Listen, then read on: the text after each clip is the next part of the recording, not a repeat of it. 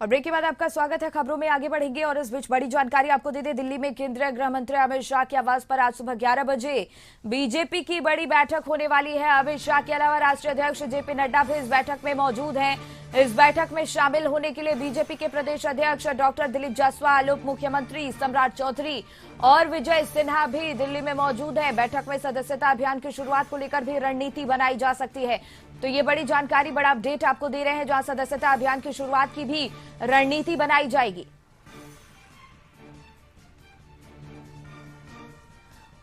और इसी पर और ज्यादा जानकारी लिए ब्यूरो चीफ अनिल कमल जी हमारे साथ जुड़ गए हैं। देखिए अनिल कमल जी, दिल्ली में केंद्रीय गृह मंत्री अमित शाह के आवास पर सुबह 11 बजे बीजेपी की ये बड़ी बैठक होने वाली है। क्या कुछ खास तस्वीर इस बैठक में देखने को मिल सकती है?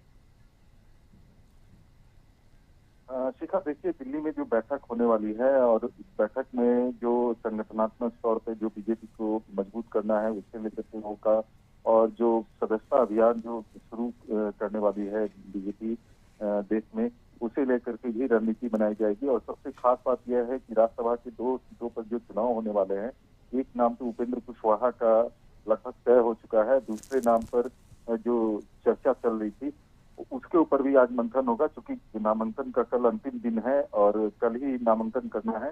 ये लगभग तय हो चुका है कि एक से उपेंद्र कुशवाहा और दूसरी सीट से बीजेपी के ही उम्मीदवार राज्यसभा जाएंगे और नॉमिनेशन फाइल करेंगे। लेकिन एक खबर छन करी अभी आ रही थी सूत्रों के हवाले से कि उपेंद्र कुशवाहा पर संभवतः ऐसा कहा जा रहा था राजनीतिक गलियारे में कि नीतीश कुमार शायद सहमत नहीं है, लेकिन बाद में सहमति संभवतः हो गई है, ये भी सूत्र बता रहे हैं। और अब जो है आज नामों की घोषणा हो जाएगी, क्योंकि कल नामांकन का अंतिम दिन है, तो आज की लिहाजा किसी भी सूरत में नामों की घोषणा की जानी है। और यही सब जो अटकलें थी और जो थोड़ा बहुत शको शुबा था उसे दूर करने के लिए बीजेपी के प्रदेश अध्यक्ष जो है डॉक्टर दिलीप जायसवाल और दोनों डिप्टी सीएम सम्राट चौधरी और विजय सिन्हा को रातों रात जो है दिल्ली तलब किया गया था।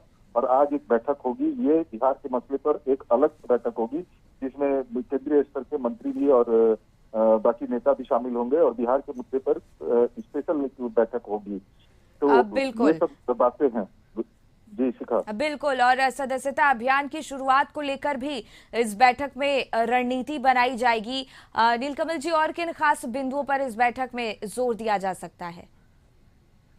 बिल्कुल, देखिए चूंकि चुनावी मोड में बीजेपी हमेशा रहती है और बिहार में जो जिस प्रकार का पूरे देश में सिनेरियो है, विपक्ष द्वारा लगातार संविधान बचाओ और आरक्षण बचाओ का जो नारा दिया जा रहा है, बिहार में भी खासकर जो तेजस्वी यादव अब जो बिहार यात्रा पर निकलने वाले हैं, आरक्षण का मुद्दा लेकर के, संविधान का मुद्दा लेकर के, बिहार को विशेष राज्य का दर्जा नहीं दिया डबल इंजन की सरकार ने, इस मुद्दे को लेकर के, तो उसका काउंटर कैसे किया जाए इस पर भी रणनीति बनाई जाएगी आज की बैठक में। वो सेंट्रल से सब चीज तय होगा कि किस तरह से इसको काउंटर किया जाना है और किस तरह से विपक्ष जो वार कर रहा है लगातार, नैरेटिव विपक्ष द्वारा तैयार किया जा रहा है, उससे कैसे निपटा जाए और उस नैरेटिव के ऊपर कैसे बीजेपी हावी हो और जनता के बीच में यह समझाने की कोशिश करे कि ये झूठा नैरेटिव विपक्ष द्वारा लगातार फैलाया जा रहा है। 2024 में जिस तरह से झूठा नैरेटिव फैला करके कुछ सीटें गेन कर ली थी इंडिया अलायंस ने, इसका काट जो है वो किस तरह से किया जाए,